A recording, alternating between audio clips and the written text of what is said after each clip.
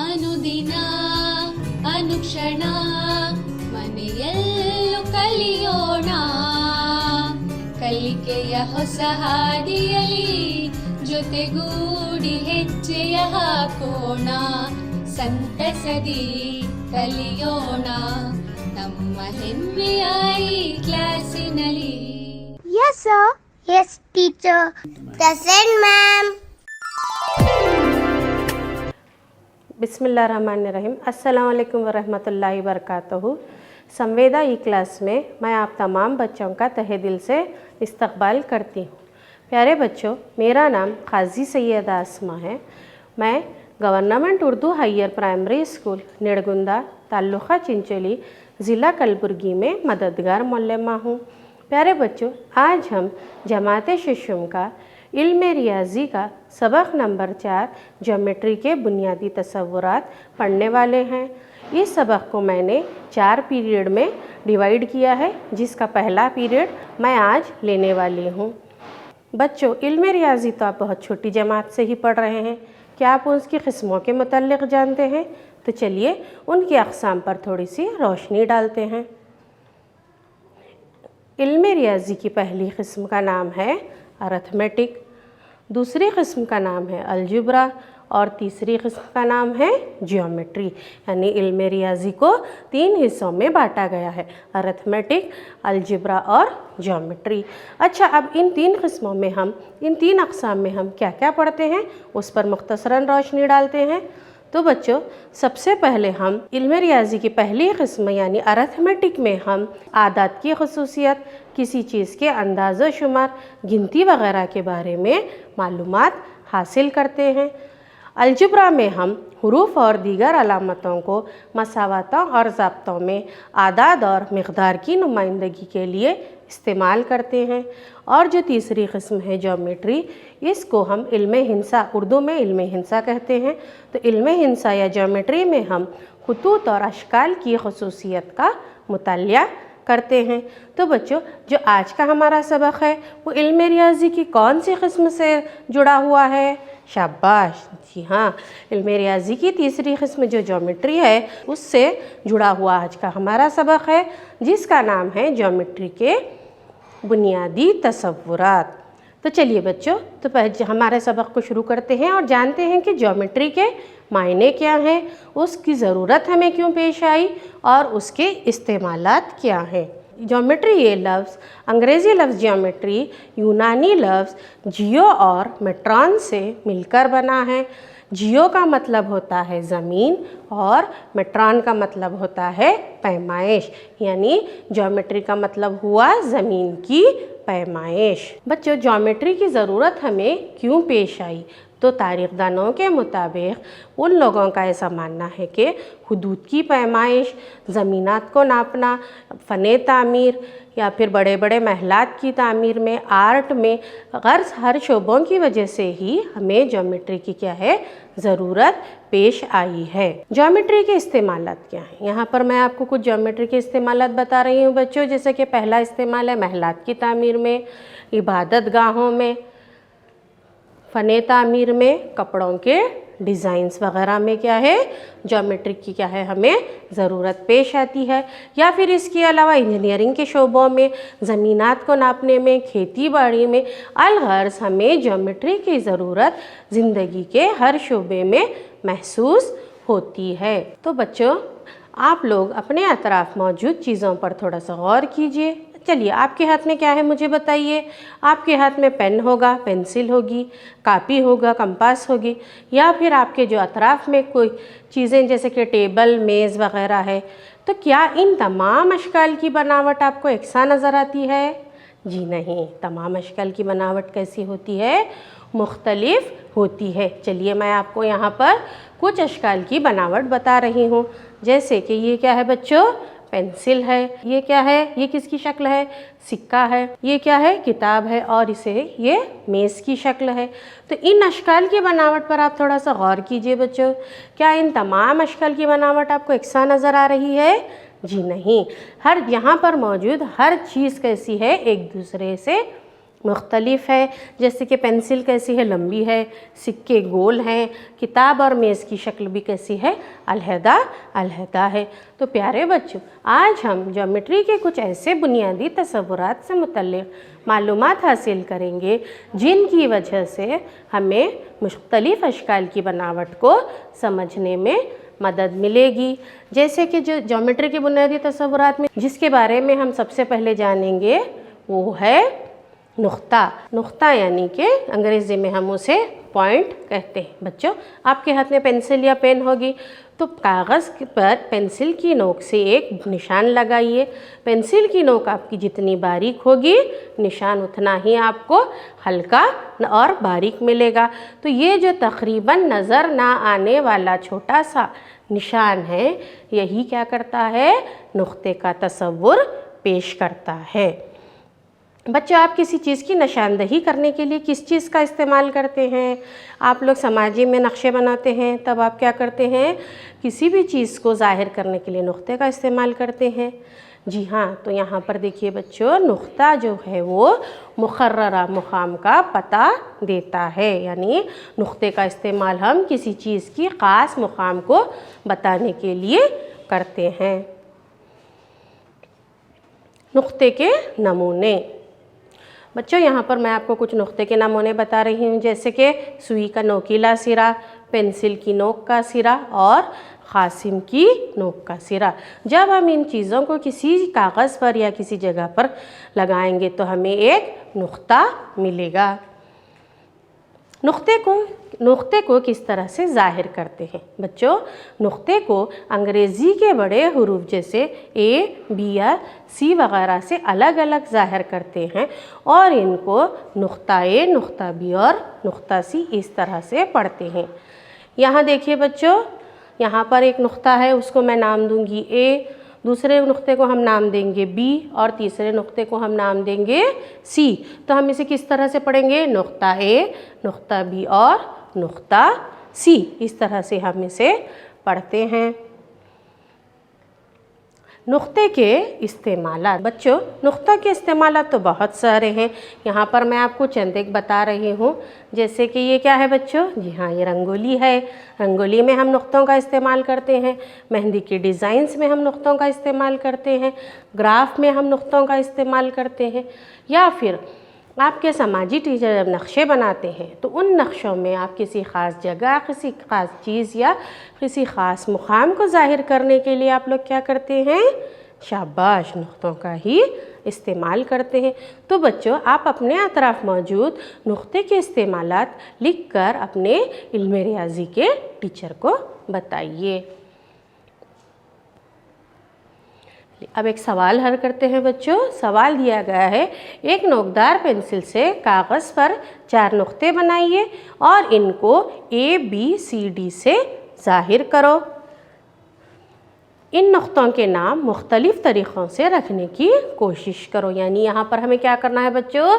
कागज़ पर 4 नुक्ते बनाने हैं और उन्हें ए, बी, सी, डी इस तरह से नाम देना है और फिर इन्हीं नामों को हमें बदल बदल कर उसे उन नुकात के नामों को बदल बदल कर लिखना है। तो यहाँ पर देखिए बच्चों, मैं क्या कर रही हूँ, सबसे पहले एक नुक्ता लगाऊंगी और उसे नाम दूंगी ए, दूसरे नुक्ते को मैं नाम दूंगी बी, तीसरे नुक्ते को मैं नाम दूंगी सी और चौथे नुक्ते को मैं नाम दूंगी डी। और अभी हम इसे किस तरह से पढ़ेंगे?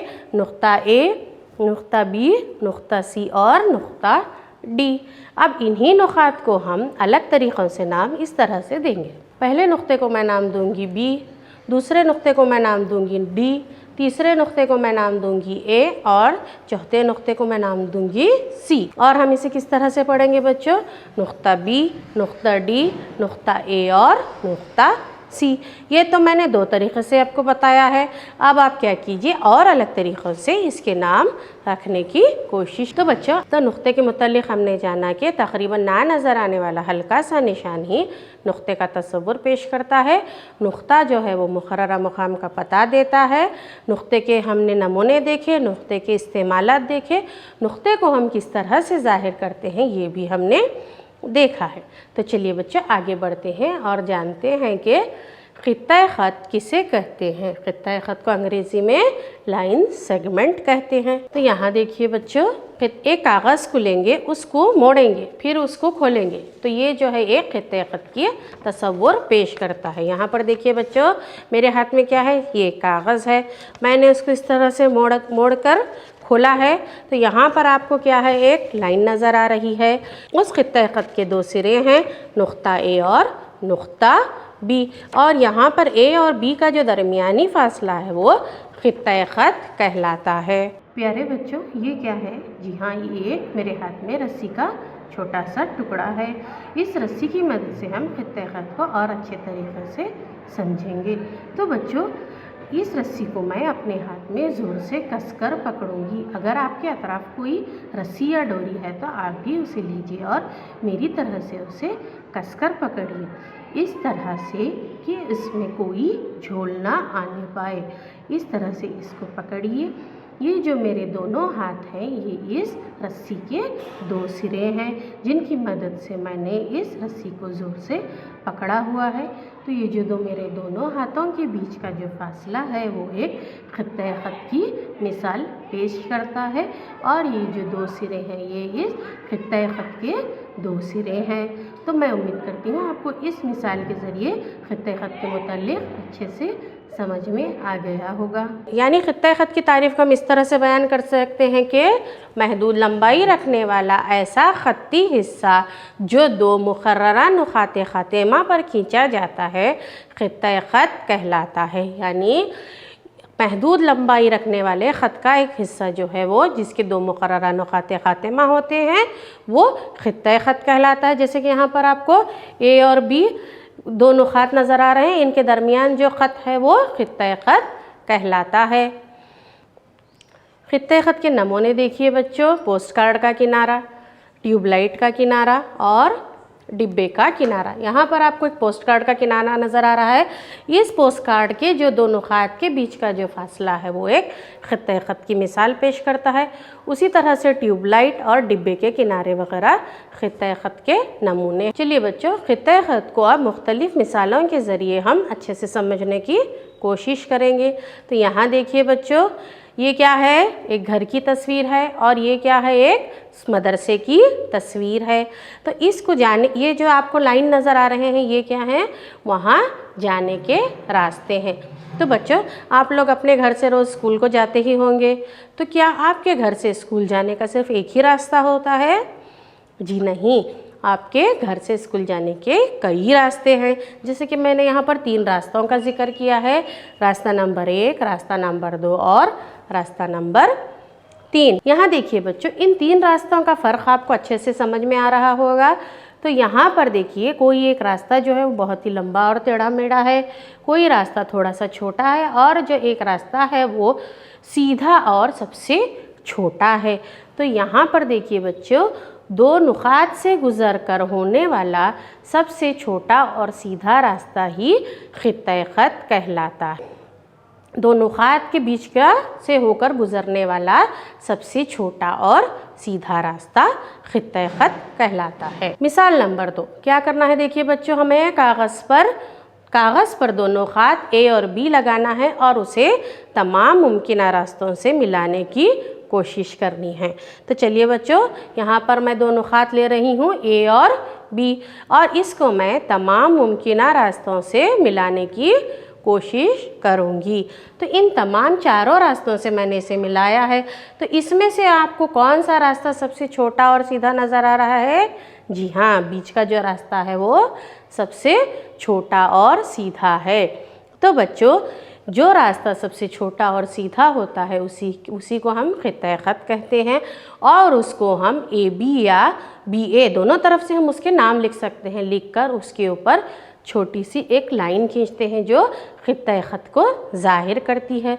तो हम इसे ए बी खित्ता ख़त या बी ए खित्ता ख़त पढ़ते हैं।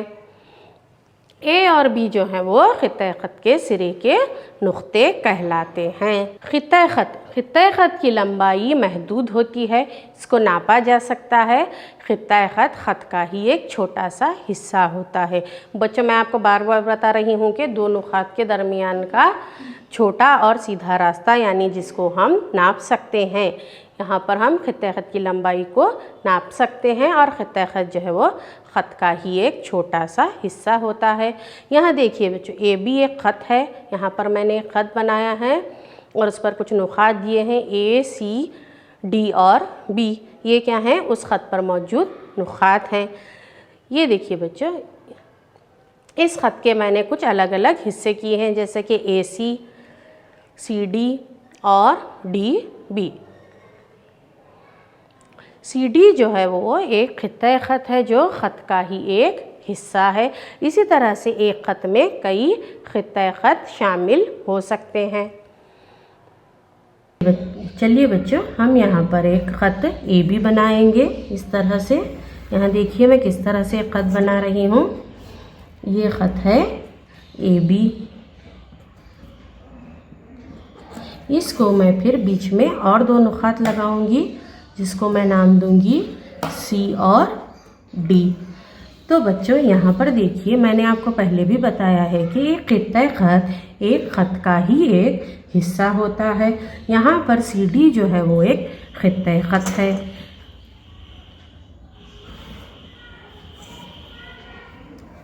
सी डी जो है वो खित्ते ख़त है। उसी तरह से यहाँ पर ख़त के और भी हिस्से हैं। यहाँ देखिए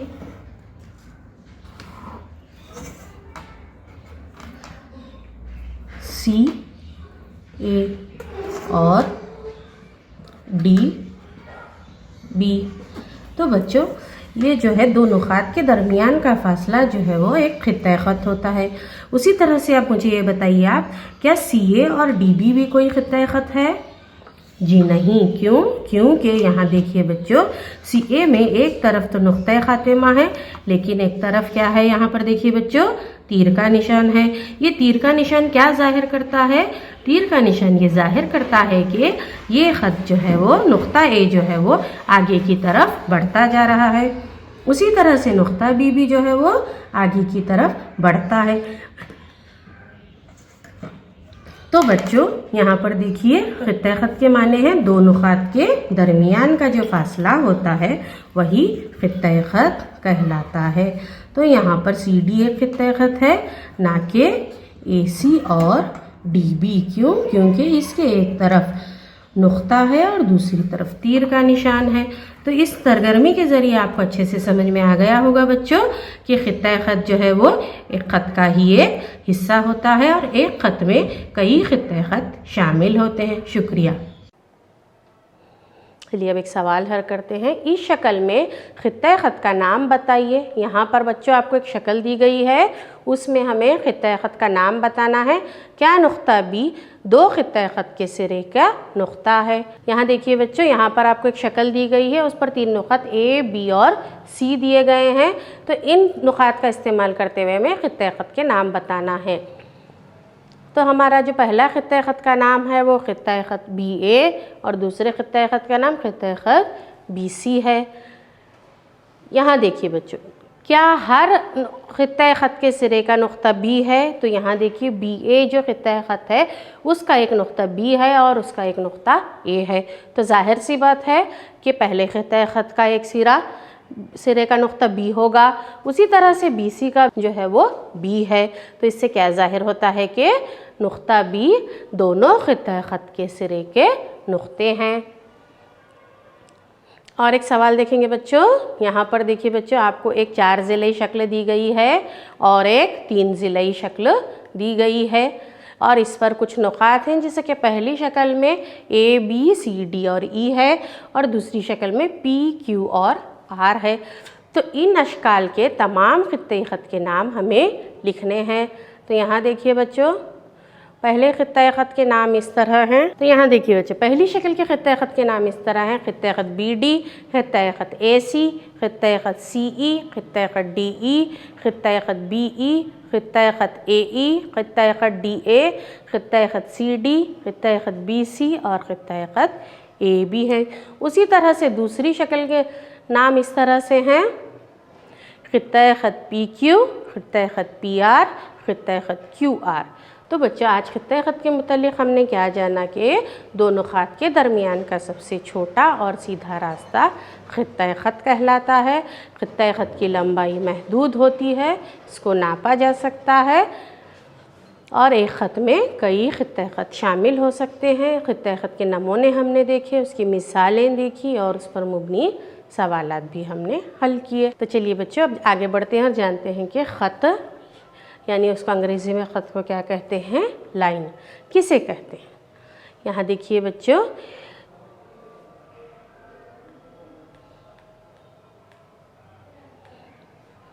ख़त या लाइन किसे कहते हैं। A से B तक का खित्ता ख़त, यहाँ पर आपको खित्ता ख़त AB की शक्ल दी गई है। A और B को एक ही जानिब लामहदूद हद तक और B को दूसरी जानिब लामहदूद हद तक अगर हम बढ़ाएंगे तो हमें क्या मिलेगा, एक ख़त मिलेगा। यानी किसी खित्ता ख़त को जब हम दोनों जानिब लामहदूद हद तक बढ़ाते हैं तो हमें एक ख़त मिलता है। यहाँ देखिए बच्चों, एक सवाल है, क्या हम ख़त की मुकम्मल तस्वीर बना सकते हैं। तो देखिए बच्चों, हमने अभी क्या सीखा कि खित्ता ख़त को जब दोनों जानिब लामहदूद हद तक हम बढ़ाते हैं तो हमें एक ख़त मिलता है। तो जब हम ख़त को दोनों तरफ लामहदूद हद तक बढ़ाएंगे तो क्या हम उसकी मुकम्मल तस्वीर बना सकते हैं बच्चों।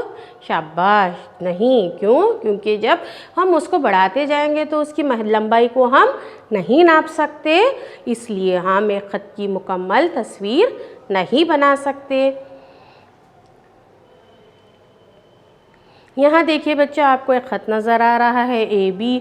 तो हम जब A और B को लामहदूद हद तक बढ़ाएंगे तो हम उसको नहीं नाप सकते। जब हम एक ख़त को लामहदूद हद तक आगे की तरफ बढ़ाते हैं तो उसमें बेशुमार नुक़ात शामिल होते हैं। लेकिन जब हमें एक ख़त बनाना होता है तो हमें कितने नुक़ात की ज़रूरत पड़ती है बच्चों। जी हाँ, हमें सिर्फ़ और सिर्फ 2 नुक़ात की ही ज़रूरत पड़ती है। तो यहाँ पर हम कह सकते हैं कि एक ख़त को बनाने के लिए हमें सिर्फ़ और सिर्फ 2 नुक़ात की ज़रूरत पड़ती है। यानी एक ख़त को मुतय्यन करने के लिए, बनाने के लिए हमें सिर्फ़ और सिर्फ 2 नुक़ात ही काफ़ी होते हैं। ख़त को ज़ाहिर करना, यानी हम ख़त को किस तरह से ज़ाहिर करेंगे बच्चों। तो यहाँ देखिए,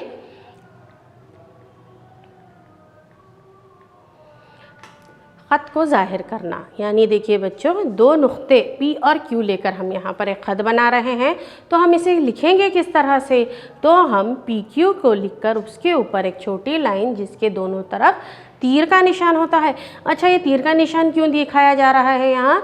तो यहाँ पर ये साबित होता है तीर के निशान से कि ये जो ख़त है दोनों जानिब लामहदूद हद तक आगे की तरफ बढ़ता जाता है, इसलिए हम लाइन के दोनों तरफ तीर का निशान देते हैं। और कभी कभी ख़त को हम अंग्रेज़ी के छोटे हरूफ जैसे कि M, L, N वगैरह से भी ज़ाहिर करते हैं। यानी हमें ख़त को ज़ाहिर करना है तो अंग्रेज़ी की, या तो हम अंग्रेज़ी के बड़े हरूफ के ऊपर एक लाइन खींचकर दोनों तरफ तीर का निशान देंगे, या फिर उसको अंग्रेज़ी के छोटे हरूफ को ख़त M, ख़त L इस तरह से लिखेंगे।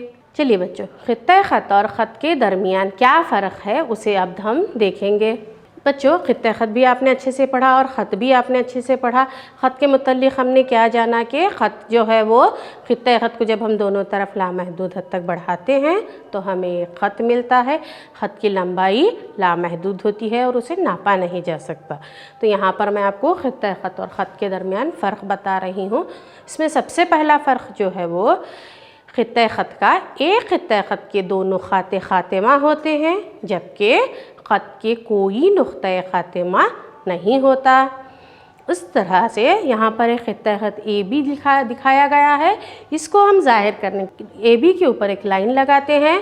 उसी तरह से ख़त को ज़ाहिर करने के लिए ए बी के ऊपर एक लाइन लगाकर तीर का निशान लगाते हैं। तीसरा जो फ़र्क है वो है खित्ते ख़त की लंबाई महदूद होती है जबकि ख़त की लंबाई लामहदूद होती है। चौथा जो सवाल है ए बी और बी ए मुशाबा ख़त को ज़ाहिर करते हैं जबकि चौथा फ़र्क क्या है ख़त का, ए बी और बी ए भी मुशाबा ख़त को ही ज़ाहिर करते हैं, यानी खित्ते ख़त हो या ख़त हो हम उसका नाम दोनों तरफ से लिख सकते हैं, यानी दोनों नुक़ात में से किसी भी नुक़्ते का नाम हम पहले लिख सकते हैं। पांचवा फ़र्क है खित्ते ख़त की लंबाई को नापा जा सकता है जबकि ख़त की लंबाई को नापा नहीं जा सकता। यहाँ मैंने बताया क्योंकि खित्ते ख़त की लंबाई महदूद होती है इसलिए उसको नाप सकते हैं, कि ख़त की लंबाई लामहदूद होती है इसलिए हम उसको नाप नहीं सकते, उसको मेजर नहीं कर सकते। छठा फ़र्क जो है खित्ते ख़त को दोनों जानिब बढ़ाया नहीं जा सकता। क्यों? क्योंकि उसकी लंबाई महदूद होती है इसलिए खित्ते ख़त को दोनों जानिब बढ़ाया नहीं जा सकता जबकि ख़त को दोनों जानिब बढ़ाया जा सकता है। सातवां फ़र्क जो है खित्ते ख़त की मुकम्मल तस्वीर बनाई जा सकती है जबकि ख़त की मुकम्मल तस्वीर नहीं बनाई जा सकती। तो बच्चों आपको इसका फ़र्क अच्छे से समझ में आ गया है। तो चलिए अब एक सवाल हल करते हैं। यहाँ पर आपको एक शक्ल दी गई है, इस शक्ल में कुछ नुक़ात दिए गए हैं। इन नुक़ात का इस्तेमाल करते हुए हमें सवालात के जवाबात लिखने हैं। जैसे कि हमारा पहला सवाल है 5 नुक़्ते, दूसरा है एक ख़त और तीसरा जो है वो 5 खित्ते ख़त के हमें नाम लिखने हैं। इस शक्ल की मदद से हमें इन चीज़ों के नाम लिखने हैं। तो हमारा पहला जो सवाल है 5 नुक़्ते कौन कौन से होंगे बोलिए बच्चों। नुक़्ता ओ वेरी गुड, नुक़्ता बी शाबाश, नुक़्ता ई शाबाश, नुक़्ता डी और नुक़्ता सी, ये इन नुक़ात के नाम होंगे। इसके बाद हमारा जो दूसरा सवाल है वो है एक ख़त के नाम हमें बताने हैं। तो ख़त के जवाब नाम बहुत सारे हो सकते हैं जैसे कि ख़त डी ई, ख़त डी ओ, ख़त डी बी, ख़त ई ओ वगैरह। इसमें से आप कोई भी एक नाम लिख सकते हैं। तीसरा जो सवाल है हमारा 5 खित्ते ख़त। तो यहाँ देखिए बच्चों खित्ते ख़त के नाम इस तरह से हैं डी ओ, डी ई, ओ बी खित्ते ख़त, ई ओ खित्ते ख़त और ई बी खित्ते ख़त वगैरह। तो इस तरह से अब आप लोग किसी भी शक्ल में से के नाम आप लिख सकते हैं। जैसे कि नुक़ात के नाम आपको समझ में आ गया लिखने का तरीक़ा, ख़त का नाम आप लिख सकते हैं और खित्ते ख़त के नाम आप लिख सकते हैं। तो बच्चों आज हमने क्या सीखा। सबसे पहले हमने इल्मे रियाज़ी के अक़साम को जाना, उसमें हम क्या पढ़ते हैं वो देखा। इसके बाद हमने ज्योमेट्री के मायने, उसकी ज़रूरत और उसके इस्तेमालात देखे।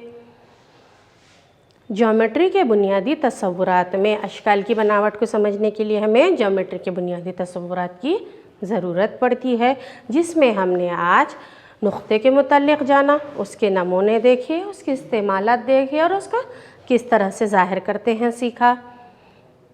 खित्ते ख़त के मुतल्लिक़ जाना और आखिर में हमने ख़त के मुतल्लिक़ मालूमात हासिल की। प्यारे बच्चों मैं उम्मीद करती हूँ कि जो कुछ मैंने आज आपको पढ़ाया है वो आपको अच्छे से समझ में आ गया होगा। आप इसको घर में पढ़िए और मशक़ सवालात को हल कीजिए। अच्छा चलिए मैं आपको होमवर्क में चंद सवालात दे रही हूँ, वो होमवर्क आप मुकम्मल कीजिए और अपने क्लास मैथ्स के टीचर को बताइए। इंशाल्लाह हम उसे अगले पीरियड में उसके जवाबात देखेंगे। तो हमारा होमवर्क का पहला सवाल है, आपको यहाँ पर एक शक्ल दी गई है, एक ख़त दिया गया है और उस पर 4 नुक़ात के नाम हैं ए बी सी डी। इन नुक़ात का, इन हुरूफ का नाम इस्तेमाल करते हुए हमें ख़त के तमाम नाम लिखने हैं। तो यहाँ पर देखिए बच्चों सवाल दिया गया, दिए गए 4 हुरूफ में से एक वक्त में कोई 2 हुरूफ को इस्तेमाल करते हुए ख़त का नाम तमाम मुमकिना तरीक़ों से लिखिए। यानी यहाँ पर एक ख़त की तस्वीर है, उसमें 4 हुरूफ ए बी सी डी दिए गए हैं, तो इन हुरूफ का इस्तेमाल करते हुए आपको ख़त के नाम लिखने हैं। दूसरा हमारा सवाल है कि नाम बताइए। यहाँ पर आपको एक शक्ल दी गई है और उस पर कुछ नुक़ात दिए गए हैं, उनका इस्तेमाल करते हुए आपको क्या करना है, यहाँ पर नाम बताना है। तो हमारा जो पहला सवाल है वो ख़त जिसमें नुक्ता ई शामिल है, दूसरा है वो ख़त जिसमें नुक्ता ए शामिल है, और तीसरा सवाल है वो ख़त जिसमें नुक्ता ओ शामिल है। तीसरा सवाल है कितने खतूत गुज़र सकते हैं, एक दिए हुए नुक्ते से और दो दिए हुए नुक्ते से। तो प्यारे बच्चों, मैं उम्मीद करती हूँ जो कुछ मैंने आज आपको पढ़ाया है, समझाया है, वो आपको अच्छे से समझ में आ गया होगा। तो आप क्या कीजिए, होमवर्क कीजिए और जो कुछ मैं पढ़ाई हूँ उसे पढ़िए। इंशाल्लाह फिर हम अगले पीरियड में मुलाकात करेंगे। शुक्रिया, अल्लाह हाफ़िज़।